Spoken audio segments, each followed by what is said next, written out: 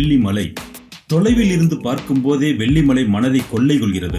சாலையை ஒட்டியபடி வரும் தடாகம், தடாகத்தை கடந்து பசுமையான தென்னை மரங்கள், அதற்கு மத்தியிலே லேசாக உயர்ந்து நிற்கும் குன்று, அதன் மீது பளிச்சென்ற வெளிர் வண்ணத்தில் பாலசுப்ரமணிய சுவாமி கோயில் என்று களை கட்டுகிறது.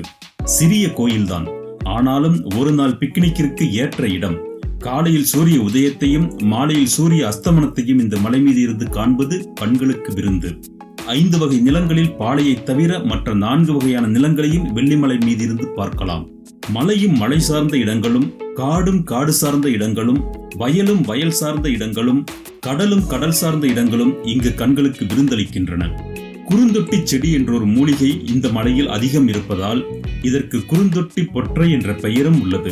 பொற்றை என்பது சிறிய மலை குன்று என்பதை குறிக்கும். வெள்ளிமலை என்பதற்கு காரணங்கள் இருக்கின்றன.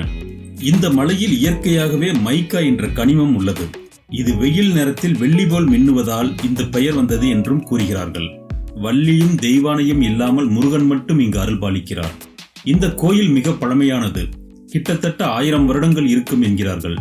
ஆனால் அதற்கான எந்த ஆதாரமும் இங்கு இல்லை. மலையின் உச்சி வரை காரில் சென்று இறங்க சாலை வசதியுள்ளது.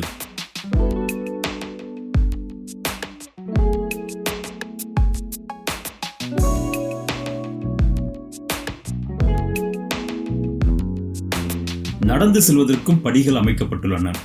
இந்த அறநிலைத்துறையின் கீழ் இயங்கி வருகிறது.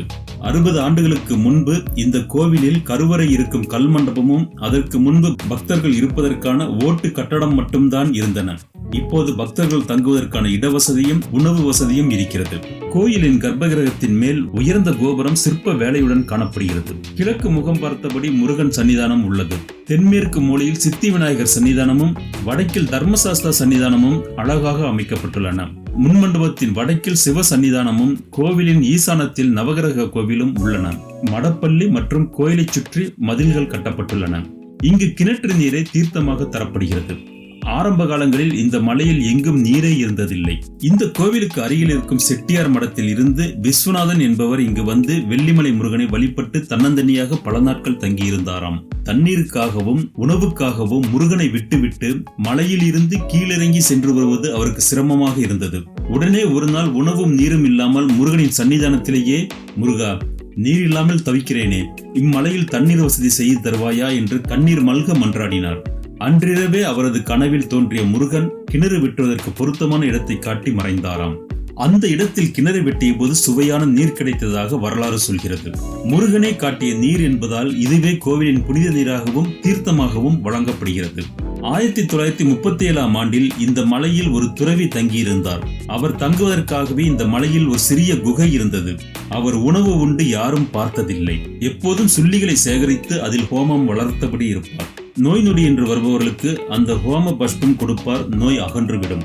பல நாட்கள் மக்கள் பிணிதீர்த்த துறவி ஒரு நாள் குகையிலிருந்து எழுந்து முருகன் சன்னிதானத்தை நோக்கி நடந்தார். பக்தர்கள் அவரை பின்தொடர்ந்து சென்றனர். சன்னிதானம் சென்றதும் துறவி யாருடைய கண்களுக்கும் புலப்படாமல் மறைந்து விட்டார். முருகன் தான் துறவியாக வந்து தங்களின் இன்னல்களை தீர்த்ததாக பக்தர்கள் நம்பி வருகிறார்கள். இந்த கோவிலில் பஜனை பாடல்கள் மிகச் சிறப்பாக பாடப்படுகிறது. கர்நாடக சங்கீதத்தையும் பஜனை பாடல்களையும் இலவசமாக கற்றுத்தருவதற்காகவே ஒரு சங்கம் செயல்படுகிறது. இங்கு சிவ பூஜை, குரு பூஜை, மகேஸ்வர பூஜை என்ற 3 வகையான பூஜைகளும் நடைபெறுகின்றன. கந்த சஷ்டி விழா வெகு சிறப்பாக நடைபெறுகிறது. விசாக திருவிழாவும் அன்னதானமும் நடைபெற்று வருகிறது. ஆன்மீகத்தையும் இயற்கை அழகையும் ஒரு சேர அனுபவிக்க நினைப்பவர்களுக்கு வெள்ளிமலை மிகச்சிறந்த இடம்.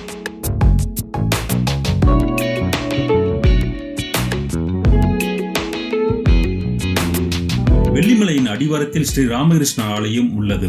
தியானம் செய்வதற்கும் ஆன்மீக நூல்களை படிப்பதற்கும் வசதியான இடம். அன்னை சாரதா தேவியிடம் ஆசி பெற்ற அம்பானந்தா சுவாமிகள் நிறுவிய மடம் இது. வெள்ளிமலை வருபவர்கள் காண வேண்டிய ஆன்மீக இடமும் இது ஆகும்.